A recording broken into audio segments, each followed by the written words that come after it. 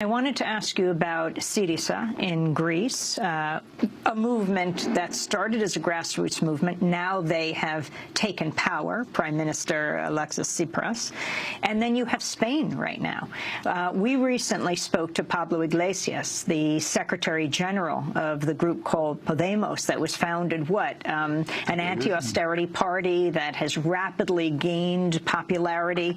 A month after establishing itself last year, they won 5 seats in the European Parliament, and some polls show they could take the next election, which would mean that Pablo Iglesias, the 36-year-old political science professor and longtime activist, could possibly become the prime minister of Europe's 5th largest economy.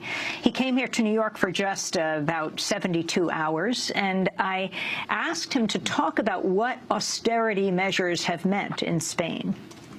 Austerity means that people is expulsed of their homes. Austerity means that the social services don't work anymore. Austerity means that public schools have not the elements, the means to develop their activity.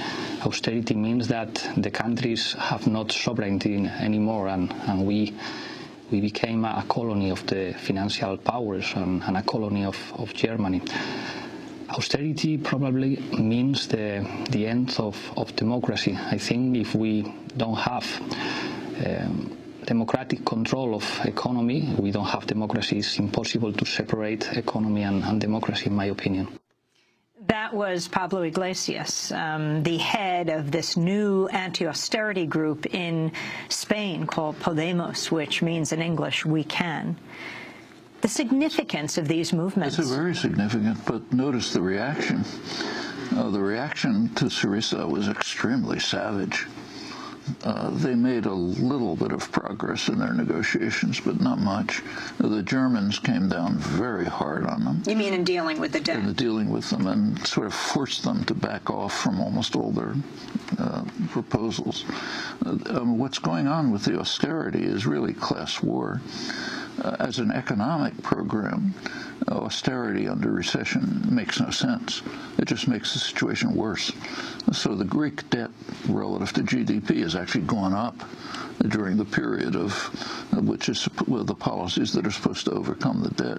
In the case of Spain, the debt was not public debt, it was private debt. It was the actions of the banks.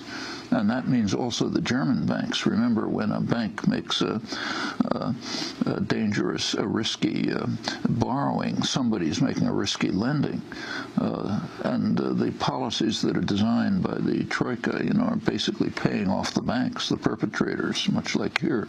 The population is suffering.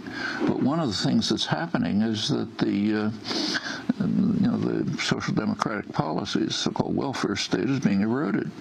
That's class war. It's not an economic policy that makes any sense as to end a serious recession. And there is a reaction to it.